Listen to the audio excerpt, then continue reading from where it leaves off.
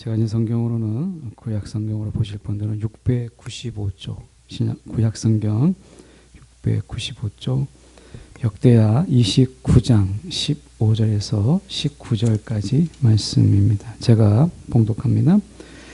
그들이 그들의 형제들을 모아 성결하게 하고 들어가서 왕이 여호와의 말씀대로 명령한 것을 따라 여호와의 전을 깨끗하게 할세.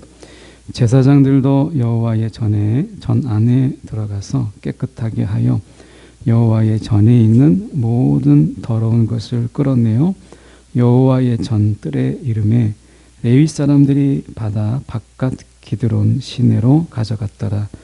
첫째 달 초하루에 성결하게 하기를 시작하여 그 달 초파일에 여호와의 낭실에 이르고 또 8일 동안 여호와의 전에 성결하게 하여 첫째 달 16일에 이르러 마치고 안으로 들어가서 히스기야 왕을 보고 이르되 우리가 여호와의 온 전과 번제단과 그 모든 그릇들과 떡을 진설하는 상과 그 모든 그릇들을 깨끗하게 하였고 또 아하스 왕이 왕위에 있어 범죄할 때에 버린 모든 그릇들도 우리가 정돈하고 성결하게 하여 여호와의 제단 앞에 두었나이다 하니라. 아멘.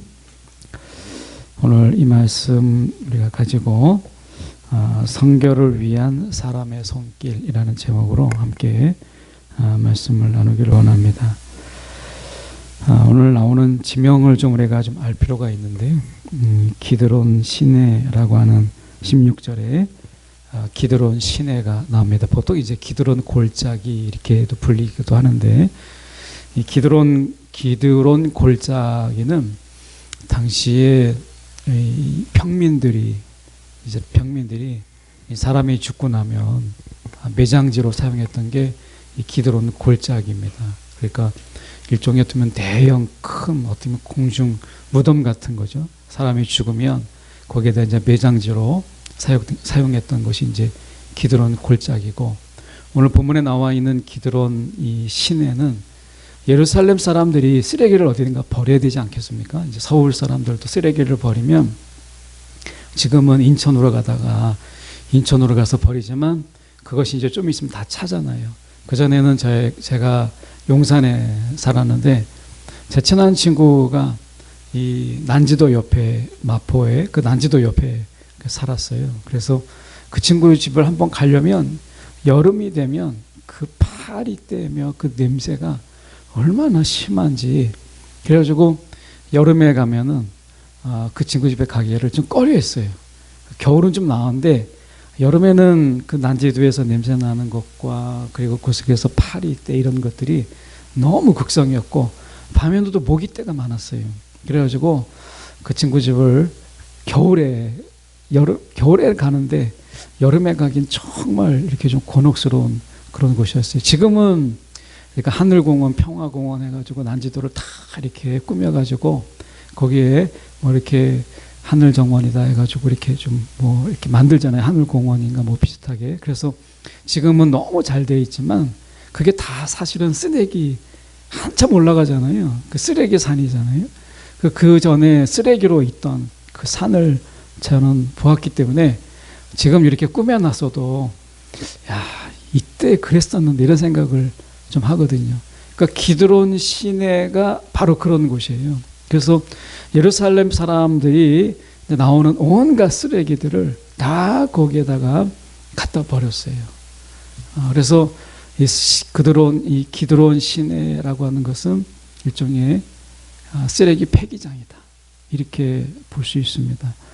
오늘 이 지명 속에서 우리가 좀 가지는 의미들을 저희가 좀 보려고 합니다. 먼저 15절에 보면 이런 말씀이 있습니다. 그들이 그들의 형제들을 모아 성결하게 하고 라고 하는 이 말이 나와요. 이 성결케 한다는 게 뭘까 라고 하는 이 말의 정의를 좀 우리가 이해하지 않으면 좀 저희가 15절을 좀 어려워요. 성결과 정결과 거룩 다 비슷비슷한 말들을 쓰는데 사실은 성경에서는 성결과 정결과 거룩이 다르게 각각에 쓰였어요. 우리가 생각할 때는 성결이나 정결이나 거룩이나 성결이 거룩이지 이렇게 생각할 수 있는데, 여기서 성결케 하고 들어가서 왕이 우리가 여호와의 말씀대로 명령한 것을 여호와의 전을 깨끗하게 하시되 이렇게 되어 있거든요. 그러니까 여기서 나와 있는 성결케 한다라고 하는 의미를 우리가 좀 이해할 필요가 있습니다. 어떤 한 사람이 또는 어떤 사람이 이제 거룩한 것, 이제 성전이나 아니면 하나님이 거룩하다라고 하는 것을 이제 만지거나 또는 그 속에 들어가서 일을 하거나, 아니면 성전이 거룩한 것과 관련하여서 우리가 이제 어떤 일을 하거나 만지거나 또는 행할 때 이 거룩한 것에 관련되기 전에, 그러니까 어떤 사람이 이제 거룩한 것과 관련되는 이 일들 속에서 그 사람이 미리 준비하는 이 정결 의식의 과정을 성결케 한다라고 하는 거예요. 그러니까 다시 말씀드리면, 좀 요약하면 이제 제사장이죠. 제사장 오늘 이제 성전에 들어가서 성전을 이 정결케 하는 것은 아무나 못 들어가요. 아무나 못 들어가고 이거는 제사장들만 들어갈 수 있거든요. 그래서 제사장이 이제 들어가서 성전을 이제 깨끗하게 하는데, 성전은 거룩한 곳이잖아요. 그러니까 어떻게 하냐면 이 성전을 거룩하게 하려고 들어가는 제사장들은 거룩한 일을 지금 하는 거잖아요. 거룩한 성전에 들어가는 거고 거룩한 것을 만지고 하는 부분 속에 있죠. 그러다 보니까 그들은 자기 자신을 준비시켜야 되는데, 이 준비시키는 정결의 예식의 모든 과정을 밟는 것을 성결케 한다라고 하는 것이에요. 우리가 물론 이제 이 교회가 교회 안에 들어오는 것이 성전에 비유할 수는 없죠. 우리가 그렇지만 우리가 어떤 장소적인 개념 속에서 성전을 파하시고 이제 하나님이 교회를 세웠을 때는 이제 하나님이 십자가에서 예수 그리스도께서 이제 죽으시고 부활 승천하셔서 성령이 임하시는 가운데 성령으로 인해서 이제 교회가 시작되거든요. 그러니까 이 교회가 하나님의 성전과 이렇게 같이 노는 것은 사실은 시대착오적인 부분이 있어요. 그러니까 성전과 교회는 분명히 달라요. 성전의 개념은 하나님이 그 속에서 계시는 하나님의 전이다. 하나님이 그곳에 계신다. 하나님이 임재하신다라고 하는 부분에서 하나님의 임재가 방점이라면, 교회는 원어적으로 봐도 우리가 에클레시아잖아요. 에클레시아는 하나님이 불러내신 거예요. 하나님이 부르신 자들의 그 모임이란 말이죠. 건물이 아니라. 그러니까 성전은 어떤 건물적인 요소가 굉장히 어떤 액센트가, 거기에 어떤 스트레스가 찍힌 것이라면, 사실은 교회라고 하는 것은 건물보다는 하나님이 불러내신 자들의 그 모임이라고 하는 부분 속에서 사실은 무형적인 부분이 더 강해요. 교회는. 그래서 성전과 교회는 차이가 있죠. 그런데 그럼에도 불구하고 우리가 생각해 볼 수 있는 것이 무엇이냐면, 이 지금 제사장들이 하나님의 전이 더럽혀졌단 말이에요. 더럽혀진 것을 깨끗하게 하는데도 불구하고 이미 더럽혀진 곳에 들어가도 그들은 그 스스로를 정결케 하는 의식의 모든 과정을 밟고 들어갔어요. 그만큼 하나님의 성전은 함부로 들어갈 수가 없는 것이에요.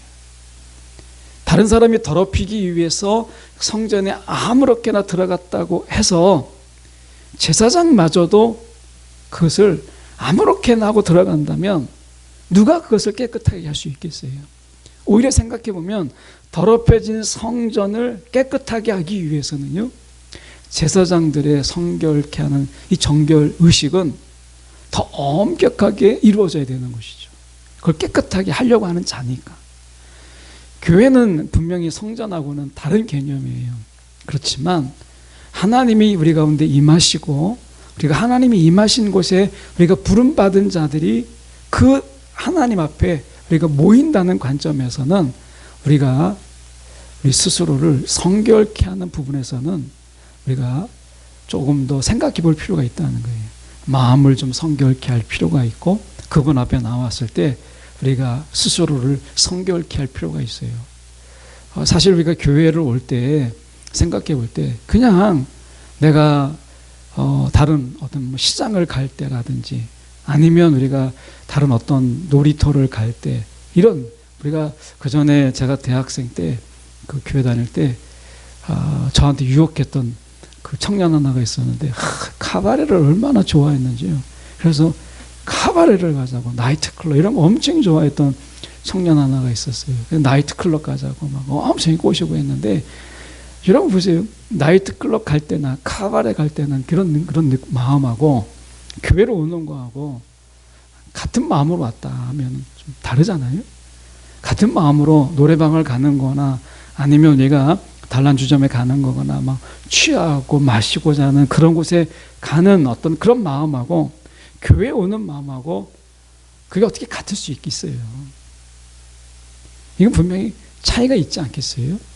예. 그런 의미에서 우리가 먹고 마심에 있어서 늘 주님의 영광을 위해서 하라라고 하는 부분 속에서 우리가 적어도 하나님 앞에 나올 때 우리의 마음의 가짐은 좀 달라야 되지 않겠나라고 하는 거죠. 그래서 제사장들이 성전에, 그 더럽혀진 성전에 들어가는데도 그들이 성결케 했다면, 하물며 우리가 하나님이 부르심 속에서 내가 그분 앞에 나아가는 그 속에서 우리가 그 부르심에 합당한 이 마음의 준비는 우리가 있어야 되지 않을까 하는 거예요. 마음의 준비. 왜냐하면 교회라고 하는 것은 부르신 자들의 모임인데, 내가 하나님의 부르심을 받고 내가 오는 그 자리 속에서 그 부르심에 합당한 마음의 준비는 당연히 우리 가운데 있어야 되지 않겠어요? 근데 아무런 마음의 준비 없이 그냥 시장 가듯이, 그냥 동네 마실 가듯이 우리가 교회 오는 것은 우리가 교회의 본질이라고 하는 부분 속에서 우리가 좀 많이 놓치고 있는 부분이 아니냐라고 하는 부분이에요. 그래서 여러분, 예배 자리 올 때, 또 교회 올 때 우리의 마음을 한번 돌아보는 것, 마음가짐을 한번 내가 돌아보는 것. 오늘도 하나님이 나를 부르셨는데 이 부르심 속에서 하나님이 어떤 은혜를 주실까, 뭐 기대감이 있다든지, 아니면 하나님이 이곳에 불러주시는 가운데 오늘도 하나님이 어떤 말씀으로 내게 은혜를 주실지라고 하는 어떤 소망이라든지, 이런 기대와 소망과 어떤 설렘이라고 하는 부분 속에서 우리가 좀 필요한 거 아니냐는 거예요. 아무런 기대도 없고 설렘도 없고 그 속에서 하나님의 은혜에 대한 사모함도 없이 그냥 동네 마실 가듯이 우리가 그냥 오는 것은 분명히 문제가 있죠. 예. 그래서 우리가 여기에서 보면 성결케 한다 라고 얘기했을 때 마음의 준비거든요. 마음의 준비. 그래서 우리가 그 사람을 준비시키는 것을 우리가 성결케 하는 것처럼 마음의 준비가 좀 필요하다는 거예요. 마음의 준비. 이 마음의 준비는 내가 해야지 하는 부분도 있지만 성령이 우리의 마음을 준비시키시는, 우리 아까 형훈 형제가 좋은 얘기 했는데 그걸 약간 신학적으로 우리가 신적 수동태라고 해요. 그래서 하나님이 하시게 하는 것, 내가 하는 적극성보다 성경에서는 우리가 하나님이 하시게 하는 일에 대한 적극적인 거죠.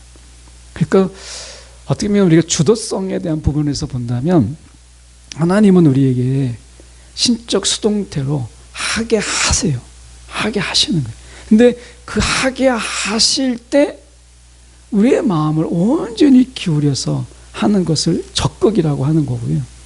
내가 어떤 부분 속에서 하나님이 뭔가를 하게 하시기 전에 내가 먼저 뭔가를 하려고 하는 부분 속에서는 그게 말씀보다 어떨 때는 앞설 수가 있어요. 하나님의 말씀보다 앞서고 하나님의 성령의 인도보다 앞설 때가 있죠. 그래서 신적 수동태로 인해서 우리를 하여금 하게 하시는 거예요. 우리가 하나님께 간구하는 거죠. 우리가 교회 나올 때 하나님 내 마음을 정말 준비시키셔서 말씀을 듣는 가운데 내가 사모하게 하시고, 내가 이 예배 자리 속에서 그냥 왔다 가지 않게 하시고, 정말 뭐 하나라도 내가 건지게 해 주십시오라고 기도하면 성령이 우리 가운데 간섭하시거든요. 그럴 때 우리의 마음을 성령의 인도함 속에 나를 맡기고 적극적으로 내가 더 그 성령에 의지하는 것을 우리가 적극적이라고 하는 것이거든요. 네, 그런 의미에서 성결은 성령이 우리 가운데 이 예배 자리에 불러주신 분이 내가 나온 게 아니라는 거예요. 내가 이 자리에 온 게 아니라 성령이 우리를 불러주신 거예요. 이게 이제 우리가 모임의 시작이니까 이 불러주신 가운데 내가 그냥 왔다가 가면 안 되겠구나. 이 불러주심 속에서 내가 하나님이 주신 은혜를 내가 하나 붙잡아야 되겠다. 이런 마음으로 내가 내 마음을 준비시키는 것, 이게 이제 우리가 성결케 한다라고 하는 거예요. 그래서 여러분 주일에 오거나 우리 공예배 자리에 올 때 설교자도 마찬가지잖아요. 이 말씀을 왜 전하느냐라는 분명한 이유가 있거든요. 이 말씀을 하나님이 전하게 하시는 거죠. 이 전하게 하실 때 하나님께서는 분명한 이유가 있어요. 그냥 하는 게 아니라. 그래서 설교자는 늘 올라올 때 하나님이 이 말씀을 전하게 하시는 그 이유가 분명히 전달될 수 있도록 하는 것처럼 듣는 우리도 하나님 이 전해지는 말씀을 통해서 내가 하나님 내게 말씀하시고자 하는 것을 들을 수 있도록 내가 마음에 간직하고 돌아갈 수 있도록 하는 이 상호 교통이 필요한 거잖아요. 근데 전하는 자는 하나님이 오늘 이 말씀을 왜 전하게 하셨을까라고 하는 그런 마음으로 자리에 섰는데 듣는 분이 내 마음속에 아무것도 간직하지 못하고 돌아간다면 이거는 성령 안에서 온전한 교통이 이루어지지 않는 거예요. 그래서 오늘 말씀에 보면 이 성전의 이 정결케 하는 부분 속에서 보면 15절에 보면 여호와의 말씀대로 명령한 것을 따라 이건 어떻게 했냐면 밖에서 안으로 이렇게 나아갔어요. 깨끗하게 할 때 밖에서 이제 성전 뜰에서 성소와 이제 지성소로 이렇게 안으로 들어가는 거죠. 그런데 이게 8일 동안이나 걸렸다고 그랬어요. 8일 동안 청소하고 뭐 한 동시적으로 사람들이 막 우르르 들어가서 성전을 깨끗하게 할 거면 이거 뭐 하루 이틀이면 되지 않겠어요? 근데 8일이나 걸렸다고 이야기를 해요. 성경에 보면 8일 동안이나 걸렸다. 8일에 시작했는데 16일에 끝났거든요. 그러니까 8일 동안이나 한 거예요. 왜 오래 걸렸을까? 출애굽기 29장에 보면 이 성전을 우리가 지을 때나 아니면 성전을 이제 봉헌하잖아요. 그럴 때 이 성전 봉헌이나 아니면 성결을 우리가 정결케 할 때 한 영역을 마치고 그리고 나서 다음 단계로 가도록 되어 있어요. 동시다발적으로 하는 게 아니라 한 단계를 마치면 그 다음 단계를 청소하게 되어 있고 정결하게 되어 있어요. 그래서 우리가 얘기하면 영어로 이야기하면 좀 빠른데요. 스텝 바이 스텝이에요. 하나를 마치면 이제 그 다음에 이제 또 다른 하나를 마치도록 하신 거예요. 동시다발적인 게 아니라는 거예요. 여러분, 오늘 우리가 하나님 앞에서 우리를 정결케 하고 우리를 성결케 해도 절차라는 게 있어요. 그래서 어떤 단계 속에서 내가 어떤 부분을 깨끗하게 하고 그 다음에 어떤 영역을 내가 또 다시 또 깨끗하게 하는 이런 단계를 걸치도록 하는 거예요. 신앙의 단계도 마찬가지죠. 신앙의 단계도 우리가 어떤 1단계가 있고 2단계 있고 3단계 어떤 단계별로 내가 어떤 믿음의 성장의 부분이 필요한 거예요. 제가 CCC에 있을 때 10스텝이라고 10단계 성경 공부가 있어요. 그래서 제가 공부를 마칠 때 어떤 생각을 가졌냐면 야, 이거 10단계 이게 뭐가 단계가 필요한가 그냥 한번 받자마자 읽어봤거든요. 읽어보니까 10단계 책이 약 그때 당시 제가 기억할 때는 400페이지 좀 안쪽인데 그 제가 받자마자 그 400페이지 다 읽어봤어요. 근데 별 내용이 없더라고요. 제 생각에 그때 아는 게 적으니까 400페이지인데 그 쫙 읽어봤는데 별 내용이 없는 거예요. 근데 저를 가리키는 그 순장님이 이분이 이제 대순장이셨는데 4학년이셨어요. 취업을 앞두고 있는 그분이 저를 공부 가리킨다고 지금 이제 수원에서 이 수원제일교회가 여러 개가 있는지 많은지는 모르겠는데 어쨌든 수원제일교회에서 그분이 사모님으로 계신데 지금 목회를 하세요. 근데 그분이 저에게 단계별로 성경 공부를 하는데요. 단계를 마치면 앞 단계를 또 복습을 해요. 그리고 나서 그 단계가 확인이 되면 그 다음 단계를 하는 거예요. 그래서 제가 그때 생각에는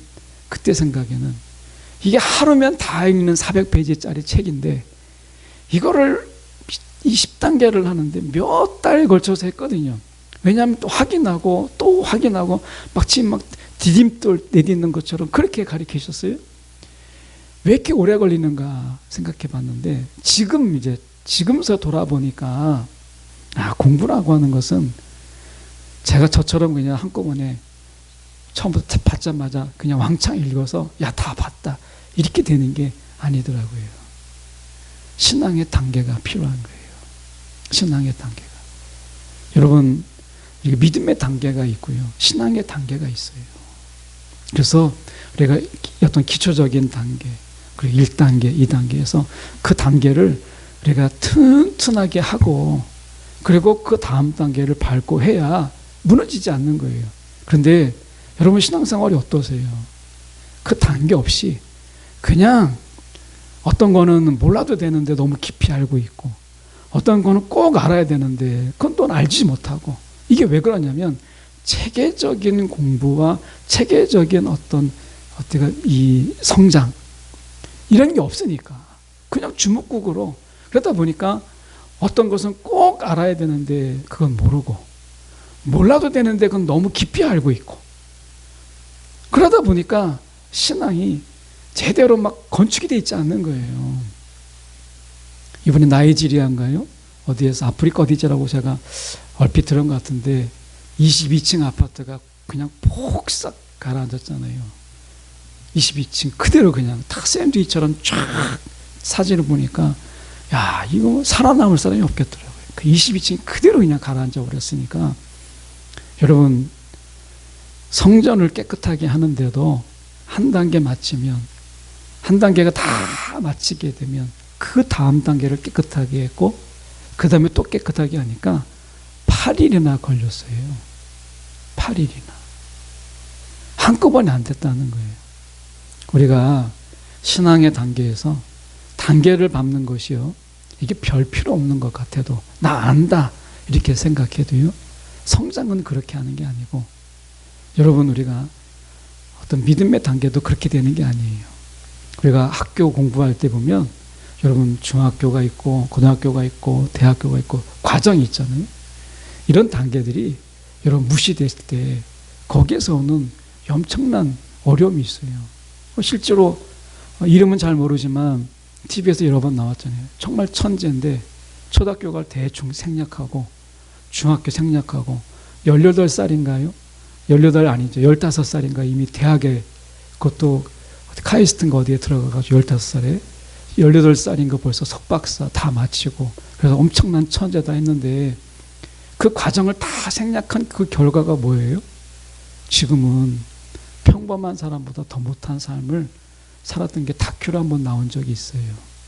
뭐 한 사람이 다 대표하는 건 아니지만 그만큼 우리가 그런 과정들을 빠르게라도 천천히 밟고 가는 게 필요하다는 거예요. 여러분 속성반, 우리나라는 특히 이 속성반 이걸 정말 좋아하는 것 같아요. 그런데 신앙은 여러분 단계가 필요한 거예요. 말씀해 보면 오늘 이렇게 말씀하잖아요. 17절에 보면 첫째 달 초하루에 성결하게 하기를 시작하여 그 달 초팔일에 우리가 여호와의 낭실에 이르고 여호와의 낭실 문의 현관에 이른 거예요. 그러니까 초하루에 시작해서 이제 8일 동안은 다 바깥을 청소한 거예요. 이게 이제 여호와의 이제 성전의 현관에 이른 거죠. 이게 여기까지가 8일이 걸렸어요. 그리고 나서 8일 동안 여호와의 전을 성결하는데 16일에 끝났으니까 8일 동안이나 그렇게 된 거예요. 전체로 16일 걸린 거예요. 이거는 왜 그렇게 됐느냐? 단계를 밟으니까 그렇게 된 거예요. 여러분 신앙의 단계를 천천히 밟아가세요. 예. 제가 이렇게 직장 신우회 같은 데서 공부하다 보면 그런 분들이 있어요. 교회에서는 안수 집사고요. 교회에서는 또 나름대로 권사예요. 근데 단계별로 공부를 한 게 하나도 없으니까 10년, 20년 다녔는데 모르는 걸 물어볼 데가 없는 거예요. 아이, 권사님이 그것도 모르세요. 안수 집사님인데 그것도 모르세요. 그것도 모르고 어떻게 거기까지 왔어요? 라는 말을 할까봐 물어보지를 못하는 거예요. 이게 얼마나 신앙이 허점을 가져오는지 모릅니다. 여러분, 내가 모르는 그 단계부터 내가 천천히 밟아가는 것이 필요한 거예요. 신앙의 성장은 오늘 이렇게 스텝 바이 스텝으로 한 단계 한 단계 밟아서 나가는 것이 중요하다라고 말씀하고 있는 거예요. 그러면서 오늘 말씀 속에서 이렇게 말씀하죠. 우리가 보면 우리가 19절에 보면 또 아하스 왕이 왕 위에 있어 범죄할 때에 버린 모든 그릇들, 이거 어디다 버렸겠어요? 기드론 시내에다 버린 거죠. 이것을 아하스 때 이걸 다 갖다 버렸어요. 이 그릇만이 아니라 원어로 보면 그릇들만 포함되는 게 아니라 거기에 모든 기구들, 물건들을 다 갖다 버린 거예요. 그러니까 성전에 있는 거룩한 것을 다 버린 거죠. 그런데 가지고 올 때는요, 그냥 가져오는 게 아닙니다. 어떻게 했어요? 성결하게 하여 다시 그들에게 하나님 앞에 다시 재봉헌하는 거예요. 버려진 것들이. 그래서 그 단계를 밟았다는 거죠. 분명 아하스가 분명히 그 안에 성전이 있던 거예요. 거룩한 거죠. 근데 이것을 우리가 기브론 시내에다 갖다 버렸단 말이에요. 버린 것을 가져올 때 어떻게 했느냐? 다시 성결케 하고, 그리고 이것을 여호와의 제단 앞에 두었다라고 하는 것은 재봉헌했다라고 하는 거예요. 처음에 드릴 때와 똑같이 봉헌의 예식을 걸쳤다라고 하는 것이죠. 이게 무엇을 의미하겠어요? 여러분, 우리가 주님 앞에 나왔을 때 우리가 세상에 버려진 것도 다시 올 때는 재봉헌을 하는데, 물건도 하물며 우리는 하나님의 사람들이잖아요.